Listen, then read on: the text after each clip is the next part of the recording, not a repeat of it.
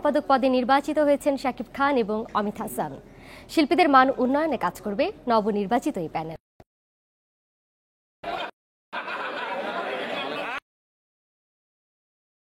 সভাপতি পদে নির্বাচিত হলেন শাকিব খান। তার প্রাপ্ত ভোটের সংখ্যা ৩৫৬।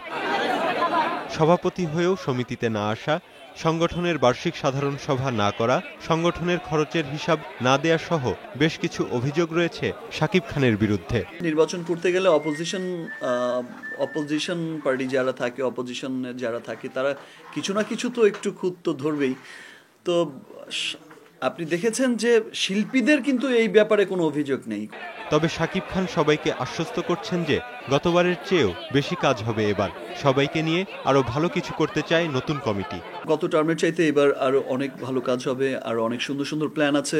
আমাদের সমস্ত শিল্পীর সাথে শিল্পী সমাজের ভাবমূর্তিকে আমরা যেন উপরে তুলে ধরতে পারি সকলকে নিয়ে। অন্যদিকে মিশা সওদাগরকে হারিয়ে সাধারণ সম্পাদক পদে নির্বাচিত হয়েছেন স্বতন্ত্র প্রার্থী অমিত হাসান। দুস্থ শিল্পীদের সাহায্য করা ছাড়াও জুনিয়র শিল্পীদের নিয়ে কাজ করবেন তারা। জুনিয়র শিল্পীদের অবস্থাটা একটু খারাপ আছে। ফাইটার ভাইদের পারিশ্রমিকের ব্যাপারটা খুবই কম। তারা যেটা পায় সেটা আমার মনে হয় না যে তাদের যেটা পাওয়া উচিত তার চেয়ে অনেক কম পায়। এদিকে আমরা দেখবো আর কি। আগামী বুধবার শপথ নেবে চলচ্চিত্র শিল্পী সমিতির নবনির্বাচিত কমিটি। প্রতীক আকবর, ইন্ডিপেন্ডেন্ট নিউজ।